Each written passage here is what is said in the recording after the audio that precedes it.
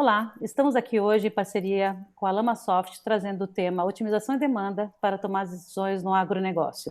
Essa é a nossa primeira webinar segmentada e o quarto conteúdo que discute os impactos da pandemia na supply chain.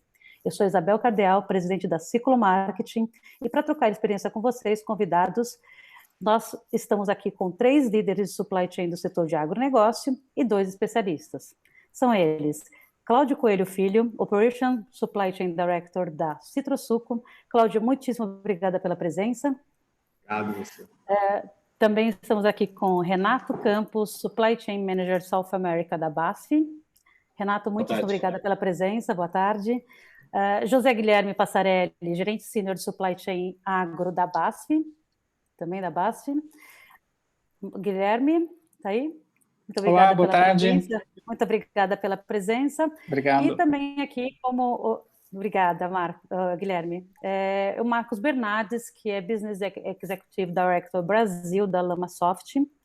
E finalizando aí, completando o nosso quadro de convidados, o professor Luiz Vieira, do INSPER, que inclusive, muito obrigada aí, professor, pela presença, por estar aqui com a gente nesse convite aí especial, que deve conduzir aí, então esse debate. E, portanto, eu queria te passar a palavra para a abertura aí dessa webinar e agradecer a todos os nossos convidados aqui hoje por estarem dedicando esse tempo, a prévia, né, para elaborar o que vocês vão estar falando nessa nossa 1 hora. Nossa dinâmica é que a gente tem, então, a apresentação, primeiramente, do professor sobre o contexto de otimização e demanda, depois nós vamos ter, então, as respostas que vão ser respondidas pelas 2 pessoas, os nossos 2 líderes de supply chain da BASF e também do Cláudio Coelho Filho, lá da Citrosuco.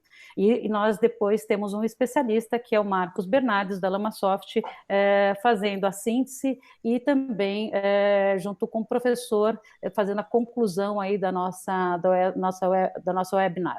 Nós temos também 2 perguntas ao vivo, que vão ser direcionadas aos nossos convidados, e a gente aí depois, então, conclui a nossa webinar. Muito obrigada pela presença de todos. Deixo contigo, então, professor, a condução da nossa webinar. Obrigada.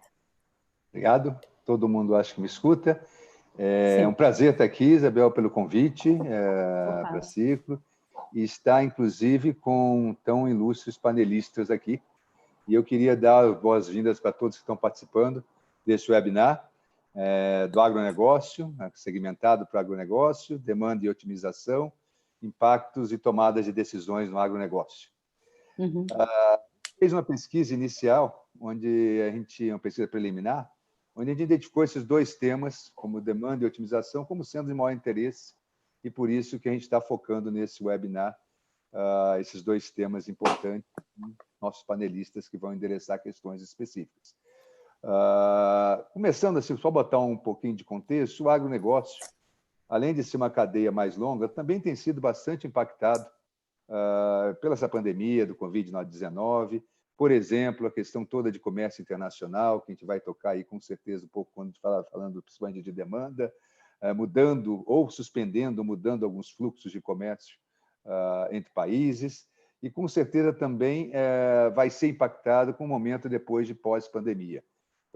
Eu não quero ficar me alongando muito para um panorama, mas eu quero começar para motivar uma questão que tem sido muito comentada de uma forma geral, em vários setores, em várias indústrias, é a questão da aceleração da transformação digital que os negócios estão passando. Não que não tivesse sido feitos, não estivesse em processo, mas deu uma acelerada muito grande, tanto em termos de planejamento, e aí o principal foco é buscando uma capacidade, talvez, de reação mais rápida do próprio supply chain, como também na continuidade das operações, através, muitas vezes, de tecnologia real-time, online, e assim por diante.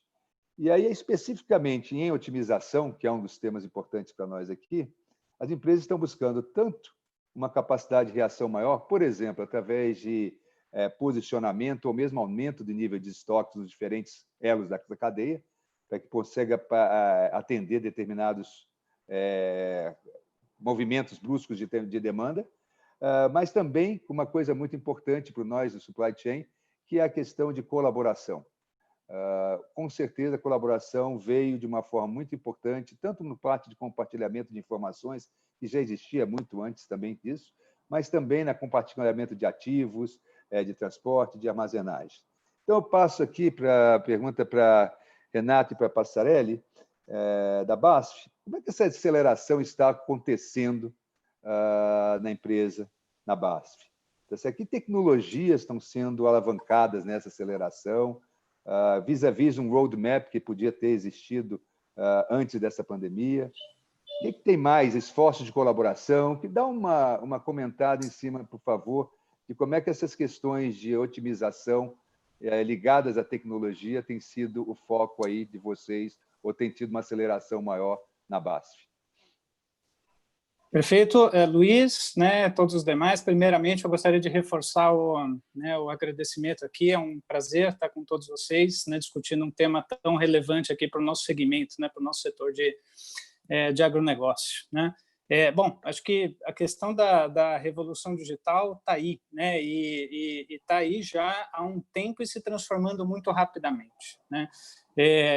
Acho que a tremenda aceleração que nós estamos vendo em tantos aspectos, né, de tecnologia me remete aqui desde temas profundamente comerciais, né? Então, por exemplo, a BASF, né, há 2 anos atrás, né, adquiriu aí uma parte do portfólio, né, da Bayer, e veio uma ferramenta de digitalização para oferta de um portfólio completo de soluções, né, para agricultura, né, com produto, né, tratamento de sementes e uma solução digital, né, que sem dúvida influencia a demanda. Então acho que é muito coerente também dentro desse escopo que nós estamos discutindo aqui hoje, né. Da mesma forma como a gente pode trazer para dentro de operações, né?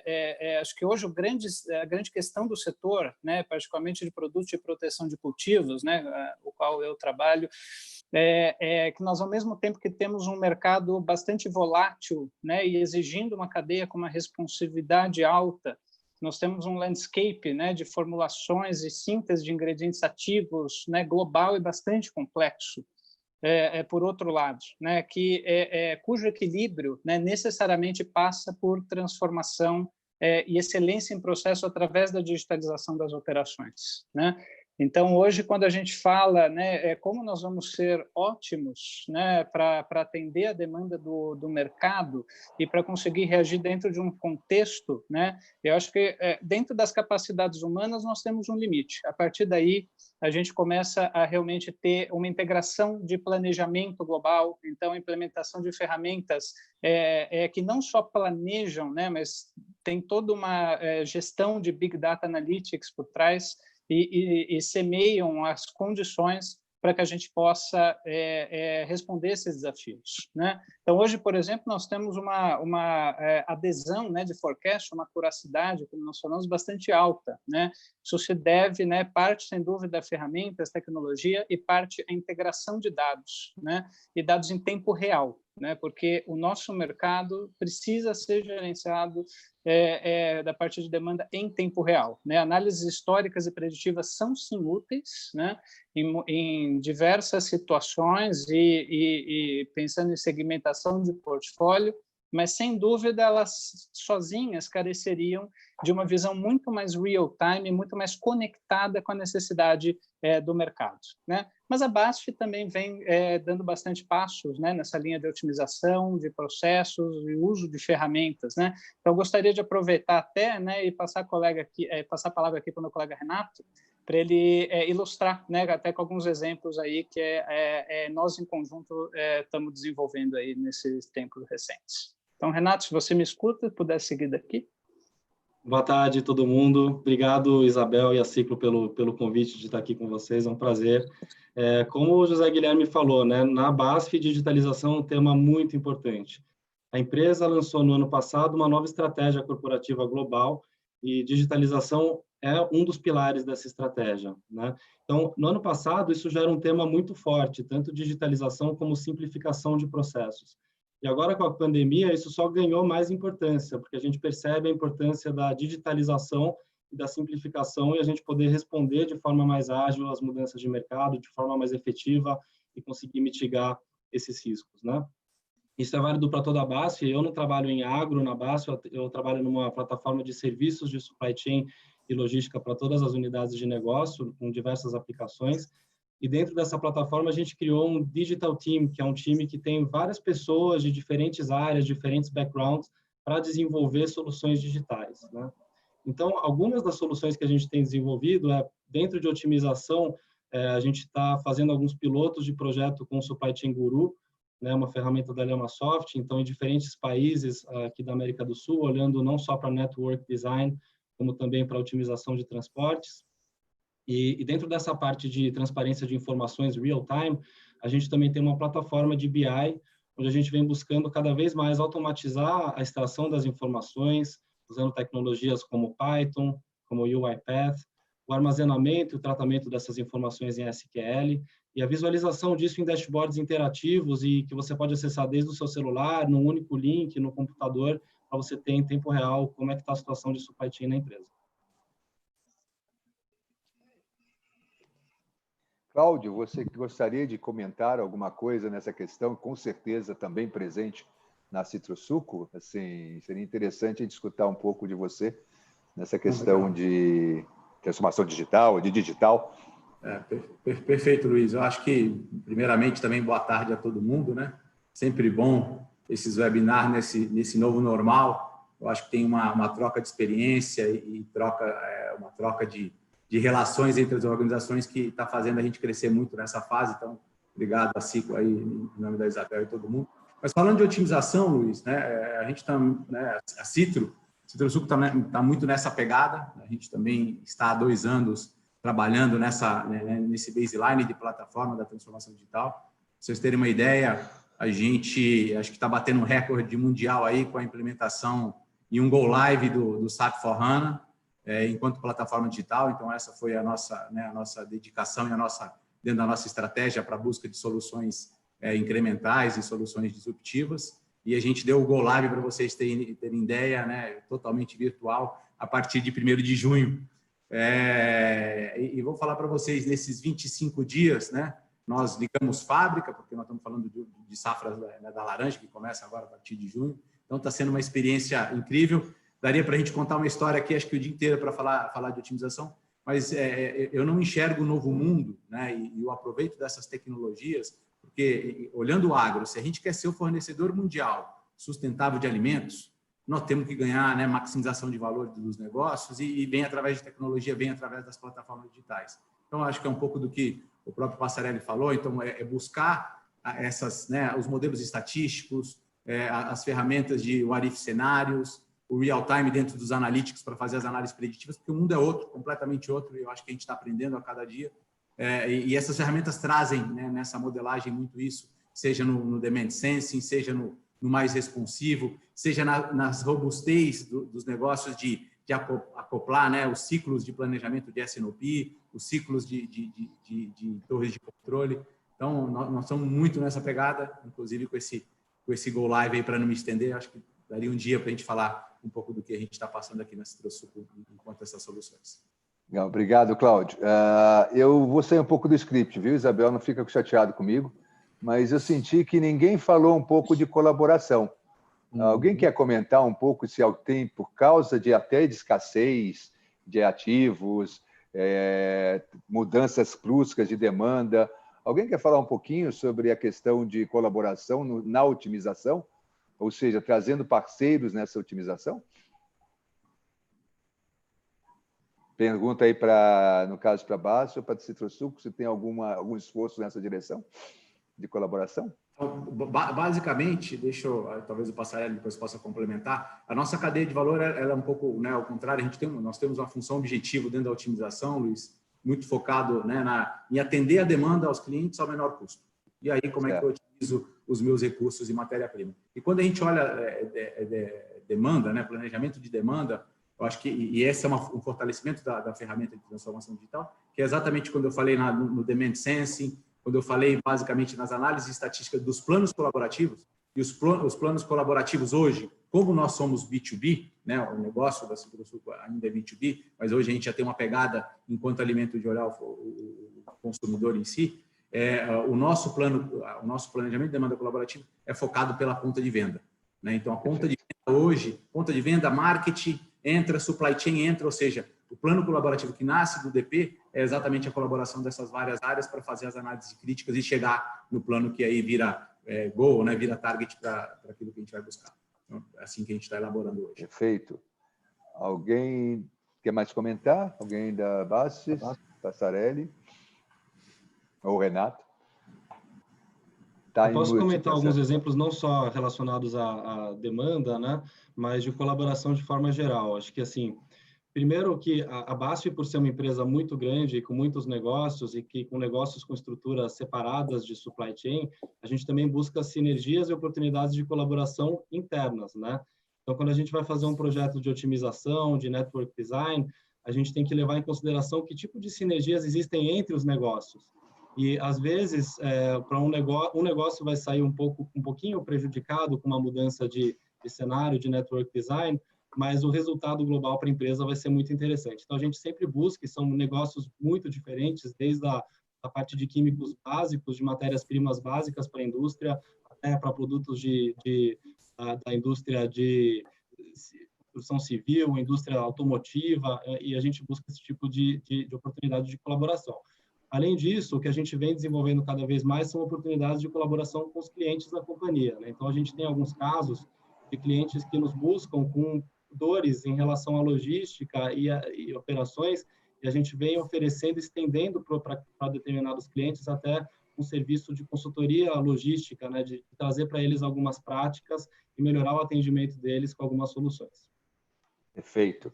Eu queria agora dar uma aprofundada num tema que Cláudio já comentou um pouquinho, Passarelli também, no tema de demanda, tá? Que esse é um tema interessante, até colocando em perspectiva. Muita gente fala que o agronegócio não foi impactado, o agronegócio está tudo bem. Eu acho que eu tenho, pelo menos, uma perspectiva um pouco diferente. Sim, fomos impactados, sim, seremos impactados também no momento de recuperação ou no momento pós-pandemia. Tá? E, principalmente, eu queria dar uma provocação aqui, muitas vezes por conta de comércio internacional, tanto na ponta de sourcing, trazendo princípios ativos, importando produtos, que aí, com certeza, BASF tem essa característica muito presente, como na ponta também de exportação, que aí a Citrosuco traz de uma forma única, que mesmo com a sazonalidade, todo esse efeito da pandemia tem dado um rearranjo das cadeias, um rearranjo dos ativos bastante significativo. Particularmente, aí eu só vou dar um drop que eu não sei para qual, imagino, que é que eu não sei, eu imagino para qual sirva mais, mas um drop importante, assim, um ponto mais específico.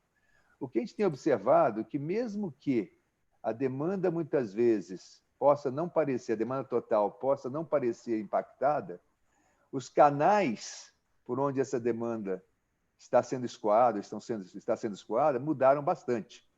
Tá? Eu cito um exemplo de, sei lá, tem um exemplo de que se alguma empresa servia muito food service, dado toda a retração de restaurantes, de hotéis e tudo mais, muito dessa demanda pode ter ido para por exemplo, o varejo. E acontecendo isso, não é um movimento simples, que bom, continuo vendendo. Não, tem embalagem, tem logística, tem rede, tem tudo afetando nesse meio. Eu queria chamar, assim, primeiro o Cláudio, para falar um pouco dessa questão de qual impacto que está tendo a pandemia, mas mesmo depois da pandemia, depois da pandemia, na demanda e na sua cadeia para atender essa demanda de forma a garantir esse suprimento. Perfeito, Luiz. Acho que todo mundo me escuta, né?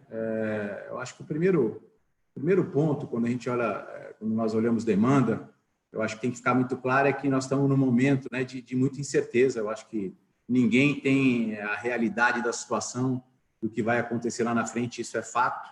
Mas é mais importante do que isso, né? Como é que a gente se planeja, né, em termos de cenários, para entender como é que vai ser o futuro.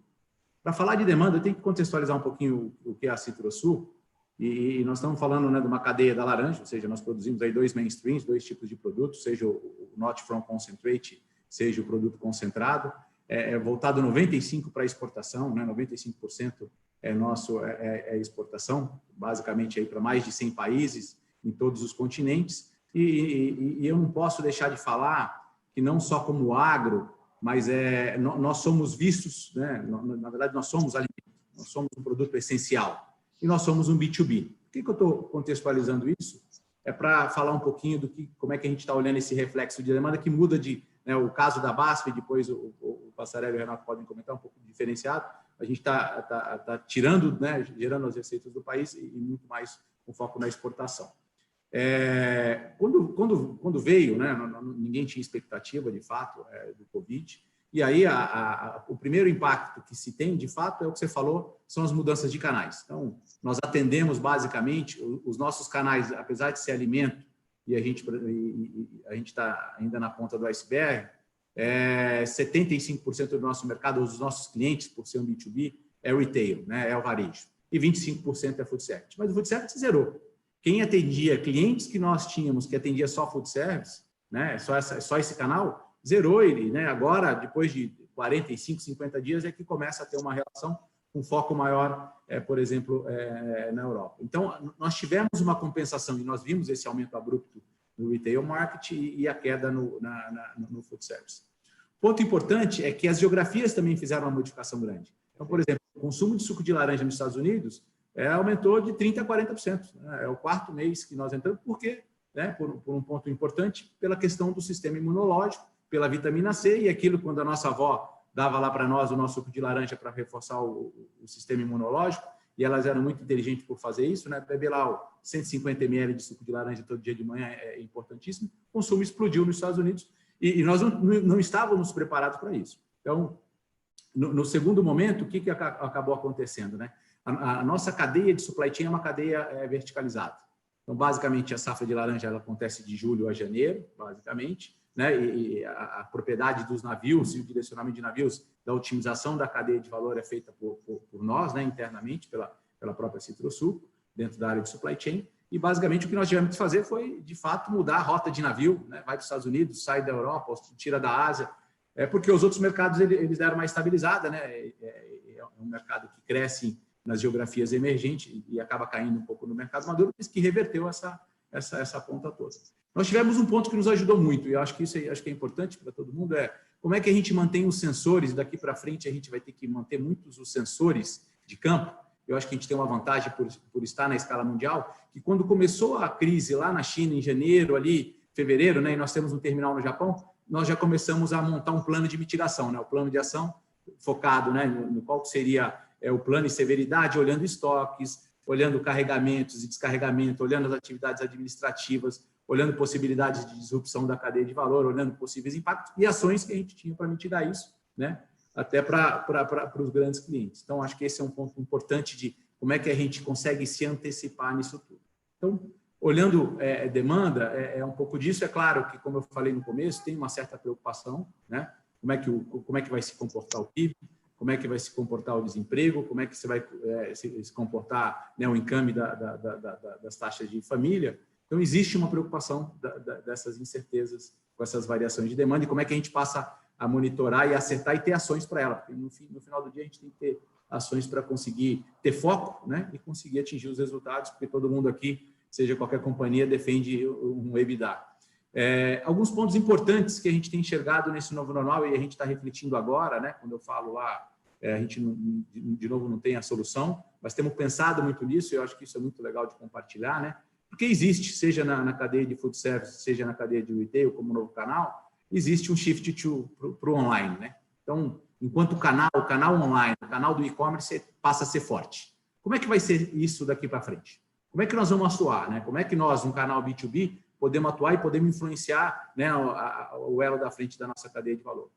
Por outro lado, existe também uma consciência muito grande pelo natural e saudável. Eu acho que a gente tem né, Citrosuco, enquanto suco de laranja, tem um apelo muito grande, muito forte. Mas como é que eu me aproprio disso, né? Existe um consumo muito maior em casa, né? A demanda, se a gente olhar no final do dia, consumo de produtos, é em casa, né? Esse é um aspecto do porquê que explica o grande consumo de suco de laranja aumentando a demanda nos Estados Unidos. Então, e como é que vai ser daqui para frente?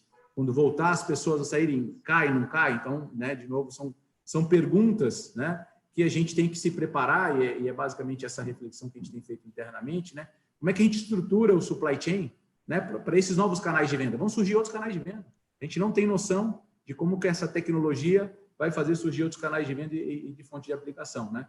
E daqui para frente é perguntar o que vai ser essencial para as famílias, né? O que vai ser essencial? O nosso produto é essencial. Um terceiro ponto relevante, fora essa reflexão dessas grandes perguntas, é o olhar o dia a dia. Pela incerteza, a gente criou um dashboard, né?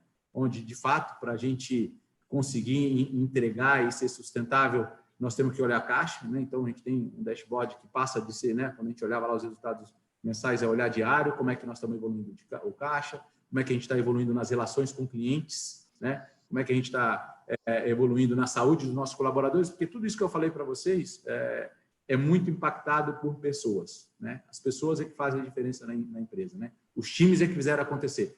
Quando eu falo assim, chegamos até aqui e não tive nenhuma disrupção na cadeia de valor, é porque os times são muito fortes. Os times têm muito empowerment para fazer a coisa acontecer, né? E aqui eu faço um reconhecimento ao próprio time da Citrosuco que toca essa cadeia de valor inteira. E a gente tem que monitorar isso, né? Como é que está a saúde desse colaborador agora dentro do home office ou fora do home office, ou as plantas operando? E, claro, como é que a gente é sustentável no tempo. Então, a gente tem que atender aquela demanda de ser o maior fornecedor mundial sustentável de alimento. Acho que é o Brasil, é isso que a gente espera do Brasil enquanto agro, né? Mas de forma sustentável, com essa pegada.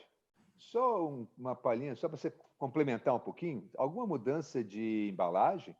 Dada essa mudança de canais? Talvez, comenta só rapidamente, que isso é um trabalho pesado, né? Excelente pergunta, Luiz, excelente pergunta. Na verdade, uma segunda causa do aumento de consumo nos Estados Unidos, por exemplo, foi mudança do PEC, né? Quando se consumia na rua ou se consumia nos mercados, eram embalagens pequenas.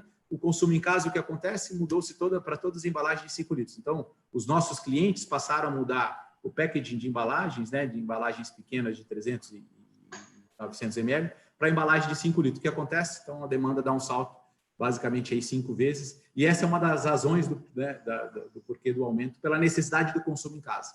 E, de novo, essa roda gira. Até quando ela fica assim, né? Mas exato. É bastante relevante essa questão. E vão mudar, né? Vão mudar. Como é que você se adapta nessa mudança de embalagem de packaging? Ainda mais vindo online também e tudo mais. Eu queria... Desculpa, Marcos, você queria fazer um comentário? Isso, eu queria fazer uma pergunta, né? Ou seja, evidentemente, nesse curto espaço de tempo que nós estamos vivendo, em função dessa situação de Covid, isso daí gera poucas informações de conhecimentos anteriores, ou seja, de histórico, para vocês reagirem rápido, né? Como é que vocês fizeram com essa reação, ou seja, sai de 300 ml, 900 ml para 5 litros? Vocês levaram, e pode ser que isso volte, né? Ou seja, pode ser que o novo normal continue, mas pode ser que isso volte.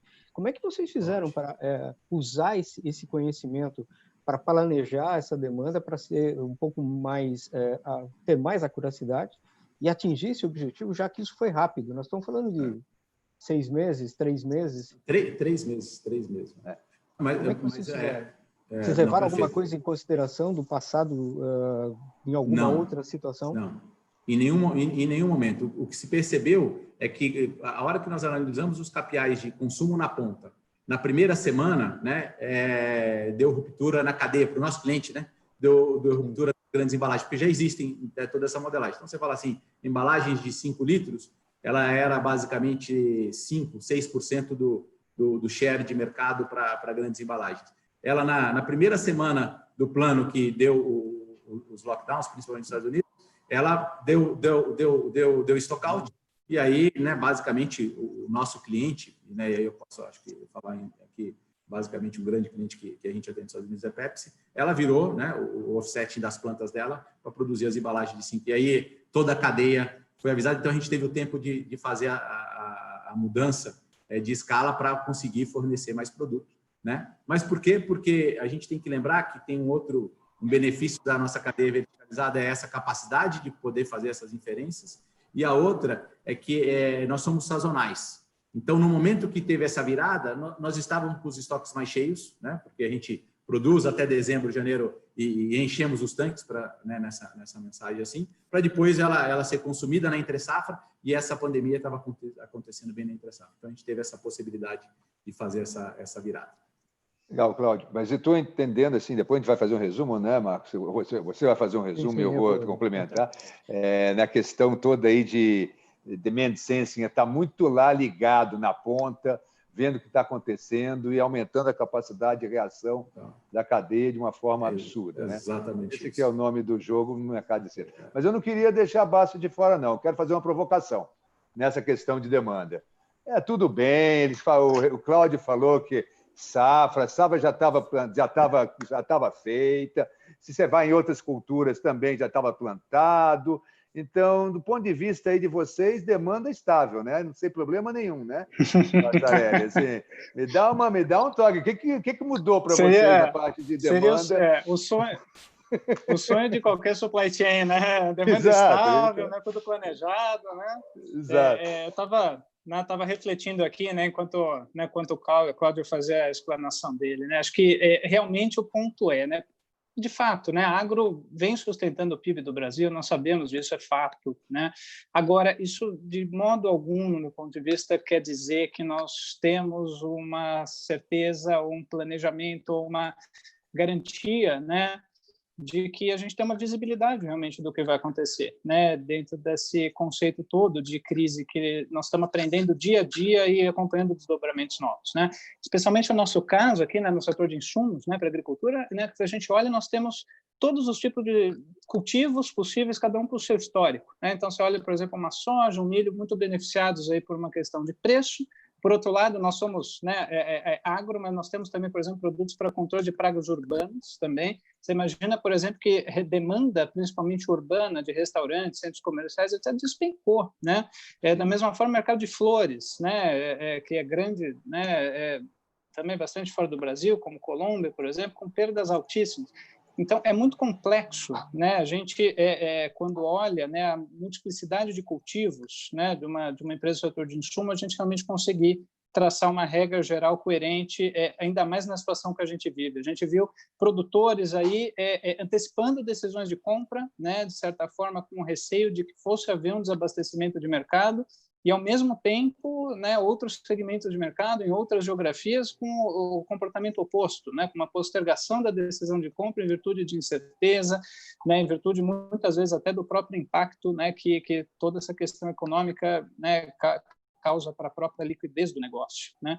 Então, acho que por isso que eu volto a falar do vínculo, né, entre esses dois temas, né? Quando a gente pensa em demanda e otimização, a otimização está muito ligada a dados, né? Definitivamente, o leap forward, né, disso daqui é a gente realmente conseguir traduzir dia a dia de uma situação dinâmica tudo que nós estamos vivendo em análise, né, em conclusões e tomadas de decisão inteligentes, né? E acho que, assim, claro que a gente gostaria, né, de uma demanda estável, né, de um setor estabilizado e imune ao que está acontecendo, mas definitivamente não é o caso. Não é o caso, né?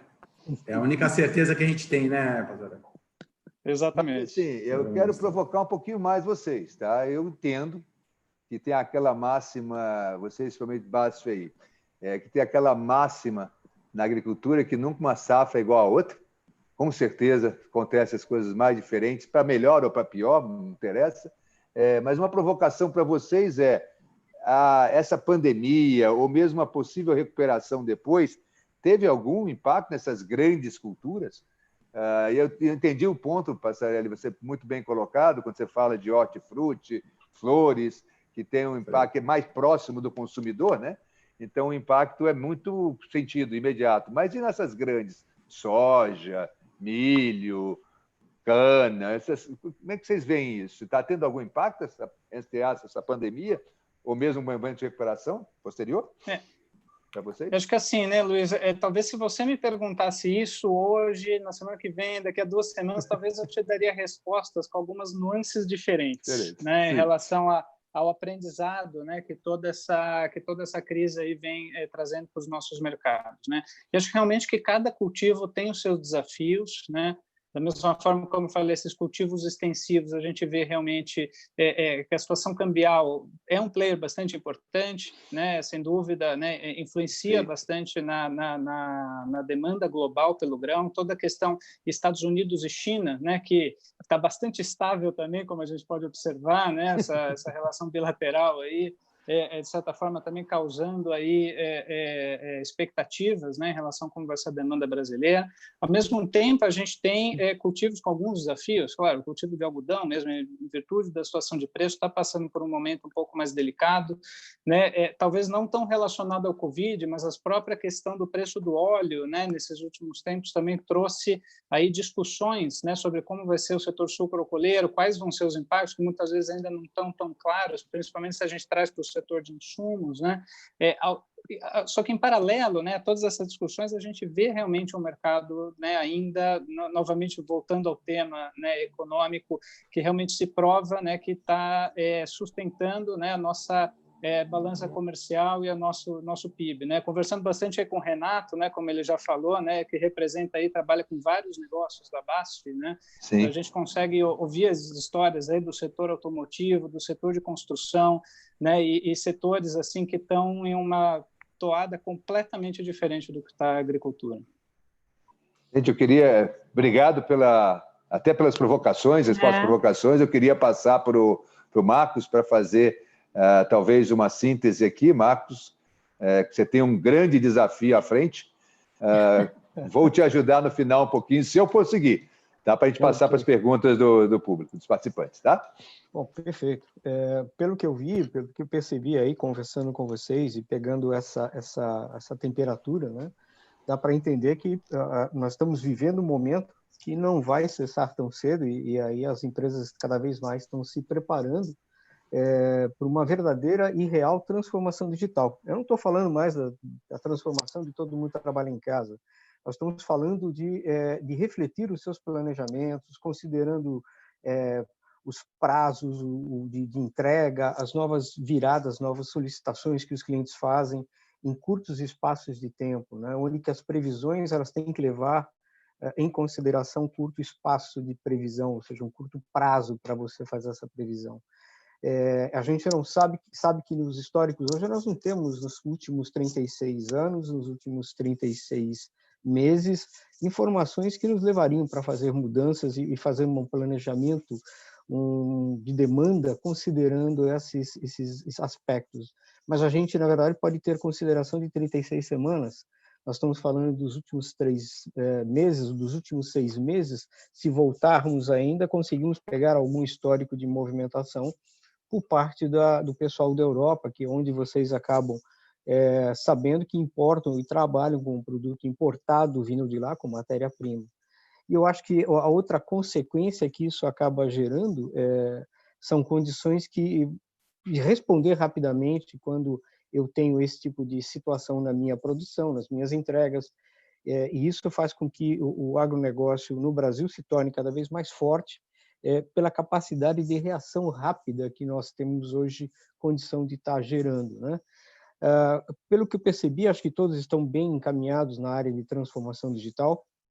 Dá para perceber que vocês todos estão levando em consideração aí uma mega entrada em cima daquilo que nós falamos hoje do Digital Twin, ou seja, ter uma empresa gêmea digital para poder fazer os trade-offs, fazer as simulações, fazer as otimizações, podendo gerar condições de melhores custos de servir, melhorar as minhas malhas de produção, otimizando cada movimento que eu faço com elas, estabelecendo as novas estratégias de estoque, tanto para matéria-prima, para quem traz produto importado que vem da Ásia, fica muito complicado ainda nos dias de hoje, mas de qualquer forma estou vendo que está todo mundo muito bem encaminhado aí na questão de buscar cada vez atender mais as necessidades de mercado, com os menores custos, buscando melhor espaço do custo de servir. Eu acho que aí vocês estão muito bem encaminhados. E temos que enxergar, porque não morreu ainda, né? Nós temos uma nova safra vindo pela frente, e eu acho que essas movimentações são fortes a partir de agora. Legal, Marcos, muito obrigado. Eu vou me ousar aqui a fazer uns pequenos comentários, 1 minuto, e a gente passa para algumas perguntas. Algumas palavras me chamaram a atenção, e até mesmo de repetitivamente ter falado. Primeiro, trabalhar com cenários. Nesse momento de incerteza, não tem como não trabalhar com cenários, e nesse trabalho com cenários diferentes é muito importante o que o Marcos frisou bastante, todos os panelistas aqui falaram, de capacidade de reação, tá? De reagir rapidamente a esses diferentes cenários, na medida que lá no campo, lá na ponta, seja no campo, seja no consumidor, está tendo alguma mudança brusca. Então, essa capacidade de reação, investir nisso, tem sido um aprendizado importante.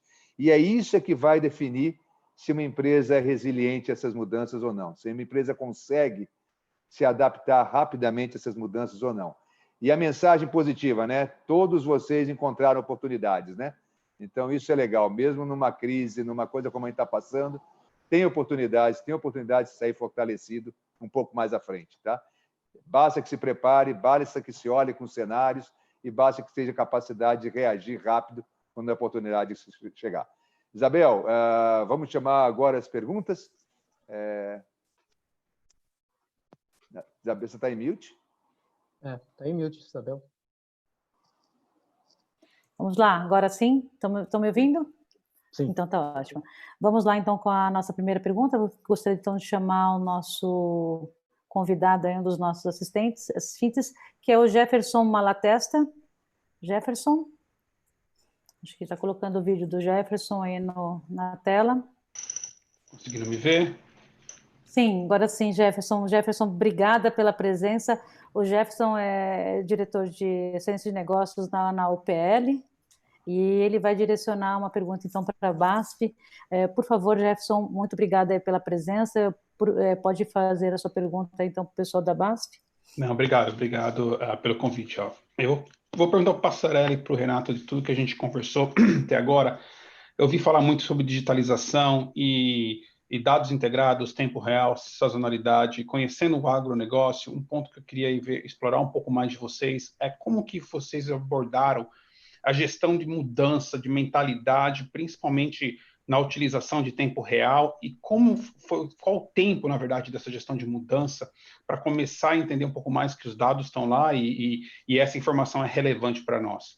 E eu queria só adicionar um pedacinho aí nessa pergunta também, além da gestão da mudança, como é que internamente vocês trabalham em relação à estratégia de estoque de segurança para justamente conduzir ao cliente e entregar para ele o produto que, na verdade, ele vai querer naquele momento. Então, essa uma perguntinha com duas aí. Gestão de mudança, abordagem e como a estratégia de estoque de segurança é elaborada aí em relação a custo versus prioridade.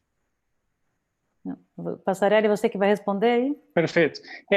Eu posso começar respondendo, né? E eu agradeceria se o Renato me enriquecer aí com essa parte da transformação digital de mindset, né?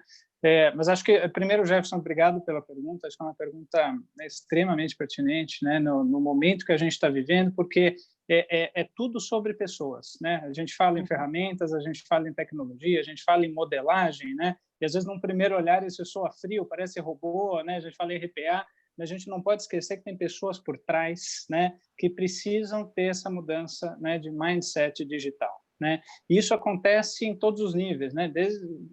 Independente da área, independente de qual é o cargo, né? Essa transformação precisa ser, sem dúvida, privilegiada dentro da empresa, né?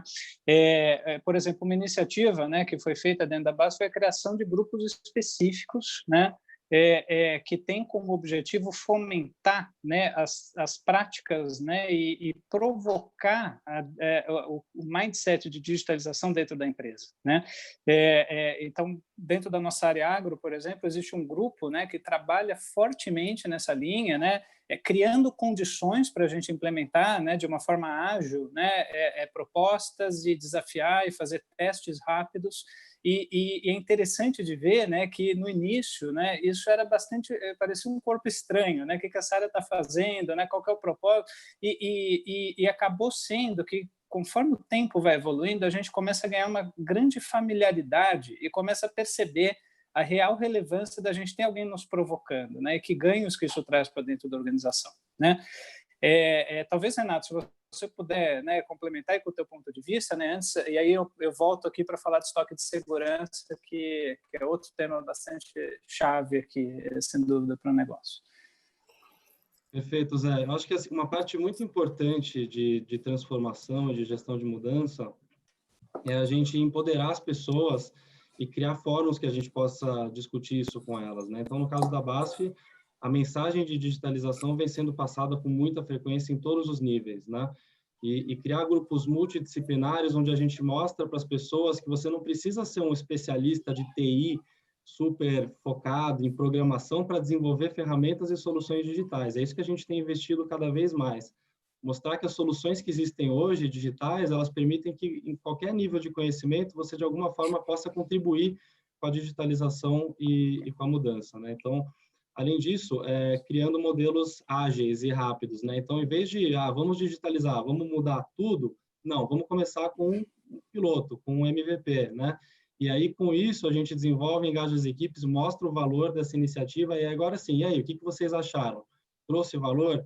Todo mundo reconhece, e aí a gente começa a ganhar escala. Então, acho que é o caminho de empoderamento, de simplificar e de mostrar para as pessoas a importância de estar envolvido, independente do nível de conhecimento técnico. Bacana. Perfeito, Jefferson, Renato.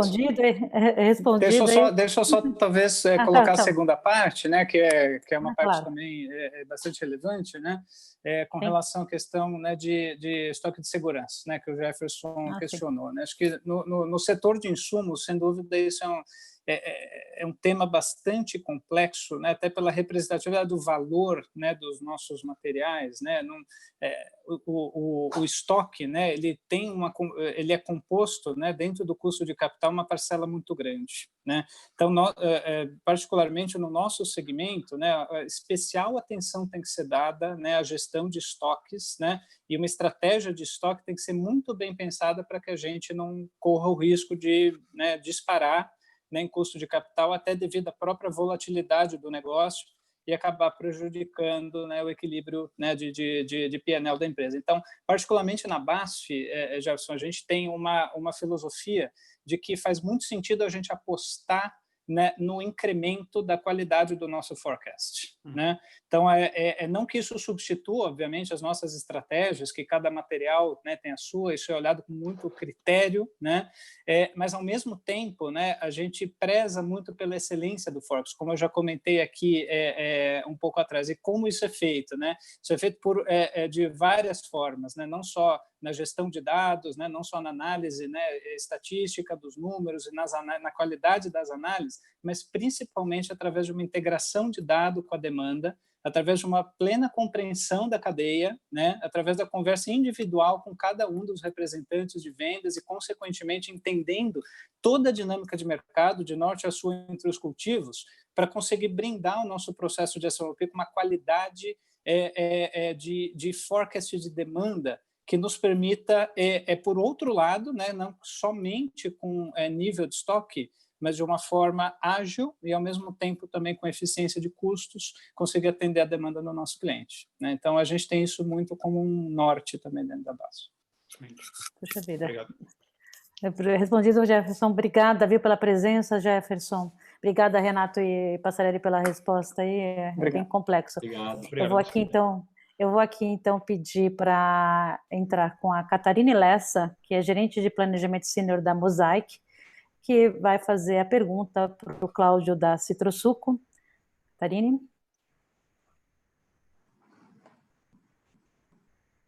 Eu não sei se ela entrou aqui ainda. Não? Não sei se a Catarine saiu, o Citrosuco, ela estava aqui agora com a gente não está conseguindo ativá-la. Acho que o nosso... entrou aqui, Catarine, deu certo. Pelo menos estou escutando. Está aqui sim, está aqui sim. Boa tarde. Tá bom, obrigada pela apresentação. A minha pergunta é um pouco parecida com a do Jefferson, até para incentivar outras empresas que ainda não entraram nessa linha digital, né? Eu gostaria de saber como que foi essa questão de aceitação dessa mudança de processos, se teve alguma resistência e como que foi lidar com a área comercial, né? Geralmente, principalmente em relação à parte de previsão de demanda.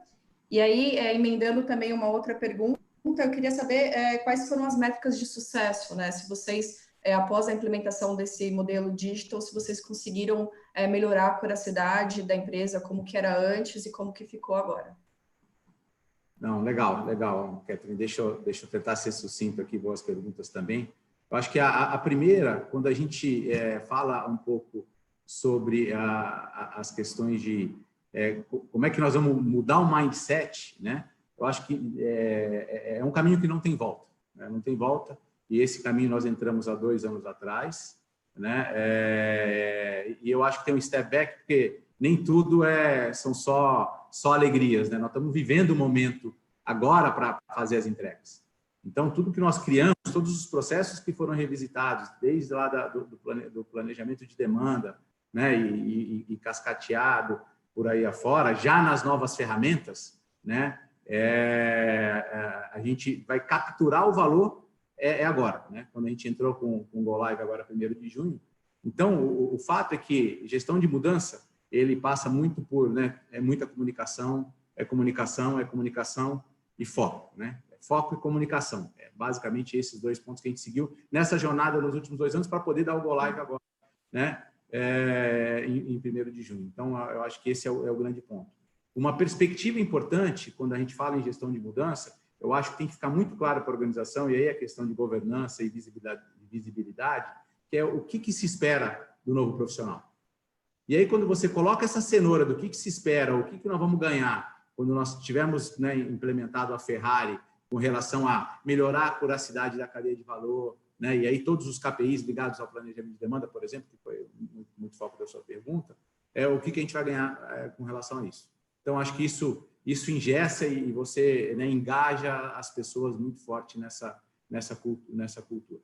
Então, acho que a primeira parte não tem só alegrias, não estamos nadando, como diz o Luiz lá, só oportunidade, não. Acho que a gente estamos roendo o osso ainda nesse momento, né, e temos que entregar isso. Ou seja, você imagina um Go Live 1º de junho virtual, né, a nossa perspectiva é que nos próximos 3 meses a gente entre em velocidade cruzeiro, 3, 4 meses para entrar em velocidade cruzeiro, para, né, eu estou vendo o Marcos lá balançar a cabeça, né, esperamos, até porque a gente está no meio da safra e as coisas estão acontecendo, não dá para ser muito diferente, mas assim, e é a partir daí que a gente consiga extrair o máximo valor, né, como é que a gente vai conseguir maximizar o valor dessas ferramentas, porque de fato você tem um investimento grande, né, o acionista aporta investimento, e você tem que ter a recuperação disso. E aí os nossos dashboards de recuperação como é que eu estou extraindo esses valores, que foi a tua segunda pergunta, como é que eu vou gerar. Por quê? Porque a implementação de soluções desse digital, que a gente entendeu dentro da Citro, era muito olhar a cadeia de forma holística. Então, as soluções vieram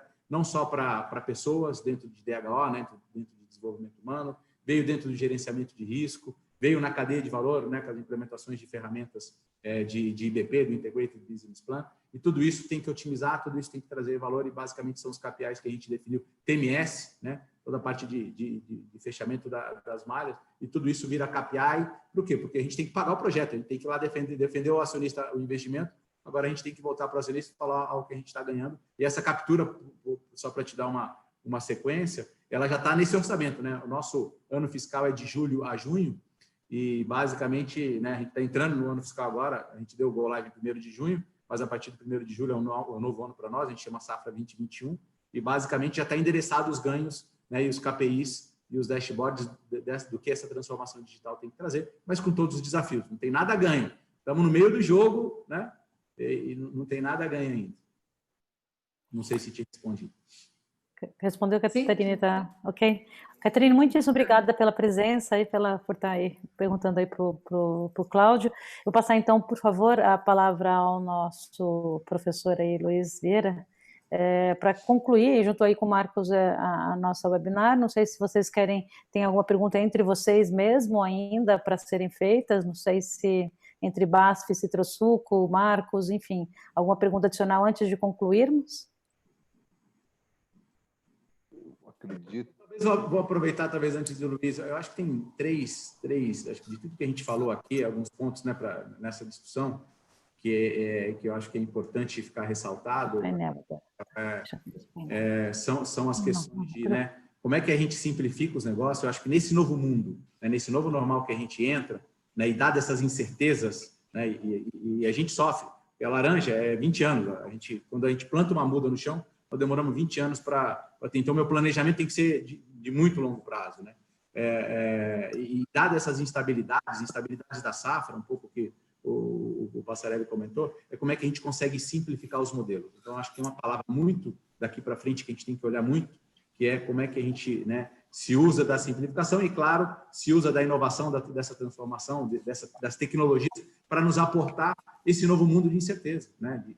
de grandes variações. Eu acho que eu resumiria muito a nossa conversa nisso. Bacana.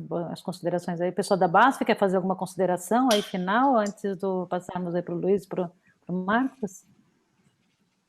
Acho que assim, o que eu talvez faria muito rapidamente assim, é como todos esses conceitos que nós discutimos hoje são conectados, né? Porque a gente fala em demanda, né, em certeza, a gente fala em modelagem e otimização, e a gente fala em simplificação e tecnologia, e a impressão que eu tenho é que são faces da mesma moeda, né? São prismas diferentes do mesmo problema, né? Que é basicamente o que hoje, né, nós como, né, empresa, indústria, enfim, dentro de toda a cadeia, né, da agricultura, temos para contribuir, né? Então, achei interessante a proposta aqui, né? Temas que talvez num primeiro olhar seriam, né, estranhos e desconexos, têm uma conexão muito forte. Essa é a minha reflexão. Bacana, obrigada, Passarelli. Luiz, Marcos, por favor. Marcos, quer fazer as suas considerações? Eu vou provocar para o Marcos. Marcos, você gostou? Eu posso? Não, eu falo um pouco. Não, eu vou falar rapidinho. Eu acho que é extremamente enriquecedor estar com vocês hoje aqui. Dá para a gente ver que desde a parte dos subsídios que se tem hoje com insumos até os produtos finais, é uma coisa que nós estamos sentindo e o impacto e como essas empresas estão trabalhando esse impacto.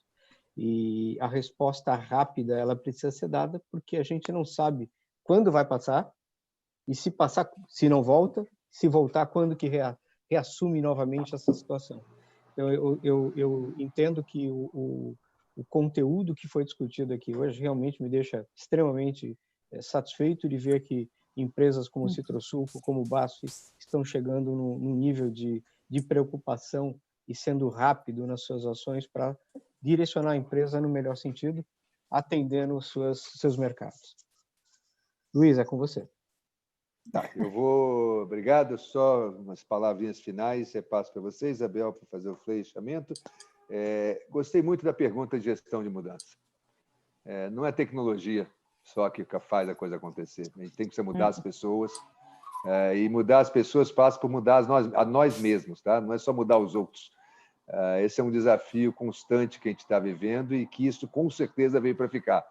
Que essa mudança constante vai continuar existindo e que as pessoas, não só a tecnologia, não só empresas como um todo, tem que ser cada vez mais resilientes. Mas eu gostaria de deixar, sim, com uma mensagem de otimismo. Tá? Eu acho que são nesses grandes desafios que excelentes empresas encontram as maiores oportunidades.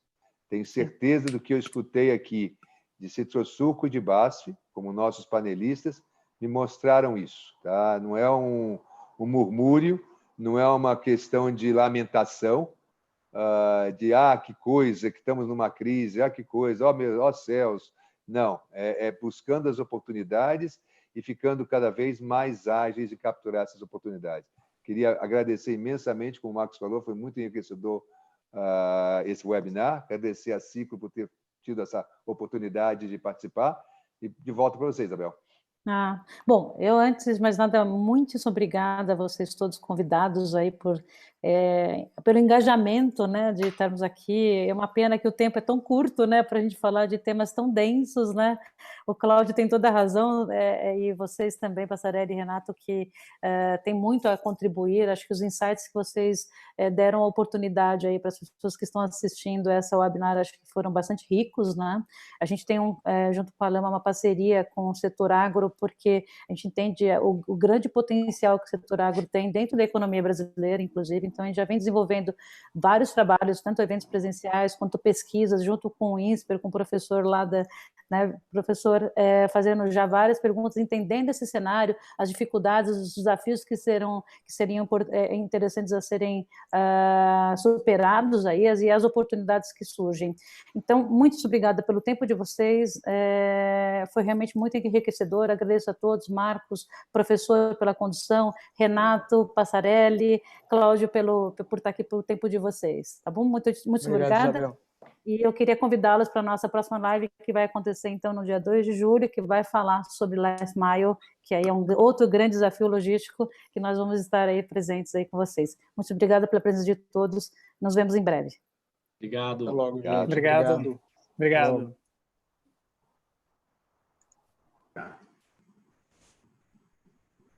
Tchau, tchau, pessoal.